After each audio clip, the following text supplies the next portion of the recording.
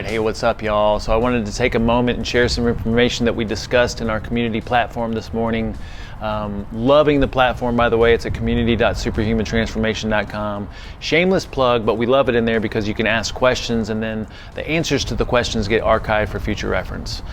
So the question today was, we don't consume oats and we have our rationale and reasons behind it, but this person has been eating SHT for a while, loves what it's done for her, but then she has a boyfriend who's trying to encourage her to have carbohydrates in the morning and to have a bowl of oatmeal because it's supposed to be heart healthy, and she just wanted an intelligent way to talk about it. And so that's the points that we talked about this morning, and that's what I want to share. Our way of assessing foods, by the way, if you want like a little cheat sheet, we have a handout that goes along with this at the blog post associated with this talk. So you're free to download that for free. But anyway, first of all, if you're consuming oatmeal as part of an overall lifestyle change that you committed to, right? And you're moving away from processed food and Pop-Tarts and waffles and cereal and croissants and donuts, and you're having a bowl of oatmeal in the morning with some fruit and some yogurt, and you're having a salad for lunch, and you're doing something that looks kind of more real foodish, then there's way worse things out there than oatmeal for sure, right? You're going to see some benefits from doing something like that. But what we're looking for is what's optimal, and we don't think that oatmeal is optimal. It's fine, it's probably better than some other things out there, but it's not something that we're going to waste our time with. All right, so when we eat real food, what we're focused on is nutrient sufficiency, maximizing nutrients, minimizing toxicity, and then also enhancing metabolic efficiency, or the body's ability to burn its own fat stores for fuel. So let's just go through a few things. This is the main key points that I wanted us to take away from this. First of all, anytime we see something that says heart healthy, usually that implies that it's coming from the old paradigm that we're moving away from. That old paradigm is the food pyramid, my plate guidelines, low fat, whole grains are healthy for you, red meat is bad for you, saturated fat is bad for you and causes cholesterol problems and leads to heart disease. We're trying to move away from that. We're in a different world, right? We know now that a lot of the problems we're experiencing in this modern population or society or whatever you want to call it is due to insulin resistance, and a big part of that is just processed and toxic foods and a lot of carbohydrates. In those lists of heart healthy foods, a lot of times if you Google heart healthy foods, you'll pull up top 10 or top 15, whatever. You'll see some things we agree with, like some salmon and avocados and leafy greens. But then they're always recommending fat-free dairy. We believe that the benefits of dairy, the nutrients are in the fat-based energy is in the fat. So we think full-fat dairy is awesome. We think low-fat dairy is a toxic processed food. But then there are also huge advocates in these top 10 heart-healthy lists of whole grains. And so we'll talk about our overall problem with whole grains. But let's just think about this in terms of assessing it based on nutritional vitality, nutrients, toxicity, and metabolic efficiency. Oats have more nutrients than processed food and refined grains, but they're not anywhere near as nutrient dense as animal meats, traditional fats, nutrient dense vegetables, and maybe some full fat dairy. I mean, that's it. And a lot of the nutrients in oats are bound up by anti-nutrients, which we'll talk about here in just a moment. All right, so if you're eating oats for nutrients, there's an argument for eating other foods that are going to give you way more nutrients. And oats contain plant toxins, all right, natural toxins. All right, so remember, we talked about toxins before. The definition of toxins is they damage cells, tissues, and organ systems, and then they also inhibit the assimilation and usage of nutrients. So basically, toxins are going to damage the body and either inhibit nutrient usage and assimilation, or even help to contribute to depletion of nutrients. All right, so if we're trying to minimize toxins, remember, plants can't run from danger, and so they build protection into themselves through what we know as anti-nutrients. And a lot of anti-nutrients are contained in seeds because seeds are a plant's next generation. So these seeds are highly protected with anti-nutrients. Some of that protection comes in the shell, the hull, the husk.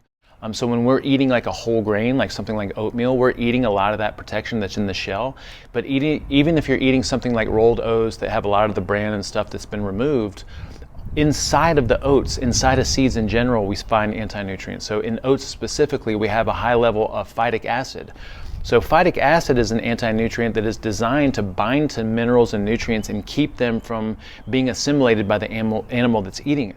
Because when you think about it, the minerals and nutrients in the seed are there for the growing plant. And so until the plant starts growing, those nutrients are going to be bound up by phytic acid. So if I consume a whole grain that has a lot of phytic acid in it, which most whole grains do, then I'm probably not getting the nutrients that I think I'm getting out of it because they're bound up by phytic acid. Phytic acid will be neutralized when the plant starts to grow because then the plant needs to access those nutrients. But until the plant starts to grow, most of those nutrients or a lot of the minerals are going to be bound up by phytic acid. Now we also see that phytic acid has an enzyme inhibiting process inside the digestive system, which means it inhibits the action of protein digesting enzymes like pepsin and then carbohydrate digesting enzymes like amylase. So it starts to mess with your digestive system. And I know personally, if I ever consume oats, like I get bloating, I get a little bit of gas, my eczema starts to flare up, and I have clients that have tried to bring oats back in, soaking them overnight, trying to mitigate the toxins to the best of their abilities, and they just don't feel their best on it. And then oats also, again, talking about this anti-nutrient realm, have an anti-nutrient called avenin. Avenin is in the prolamine family. Gluten is also in the prolamine family, so avenin is similar to gluten. In some people that are sensitive to gluten, they can have some cross-reactive reactions to avenin. So just in general, we'd say that oats are probably not the best decision because of the phytic acid and the avenin.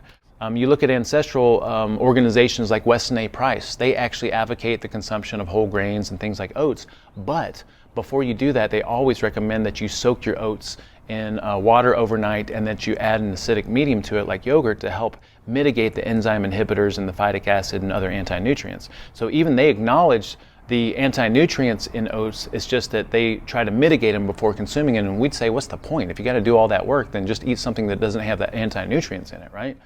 Then, if we assess it based on metabolic efficiency, oats are dominant in carbohydrates. If you look at a cup of steel-cut oats, you're looking at almost, I think it's 100 grams of net carbs. If you're looking at rolled oats, you're looking at maybe 50 grams of net carbs. And that's a lot of starch. That's a lot of glucose. So what we're trying to do in our world is train the body how to use fat for fuel. And carbohydrates are the opposite of fat for fuel. So every time I consume carbohydrates, I am doing the opposite of training my body how to use fat for fuel. Now that doesn't mean that we don't consume carbohydrates, it just means that we're strategic with it. We have some basic rules around it. We want to make sure it comes from real food sources that are void of plant toxins, and then also we have some rules as far as the amounts. We moderate the amounts, and then we like to consume it later in the day, because if I consume a big bowl of oatmeal with a lot of carbohydrates first in the morning, then I am giving my body a signal of sugar or glucose for fuel, and what I'm trying to do is train my body how to use fat for fuel. All right, so if I had to summarize our key points, it would be this.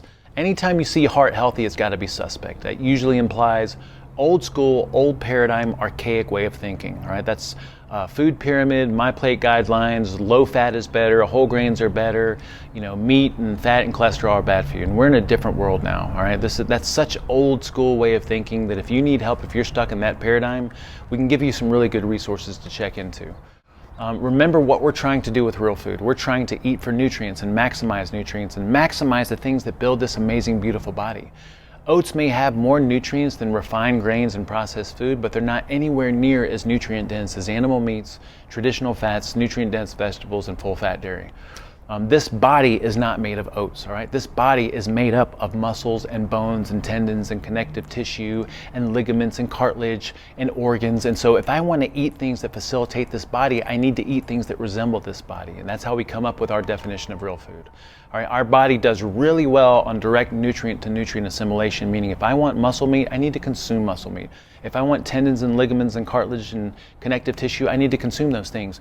And by the way, if I want something that's heart healthy, probably one of the best things I can consume is animal hearts, because that would give my heart everything it needs to make my heart, right?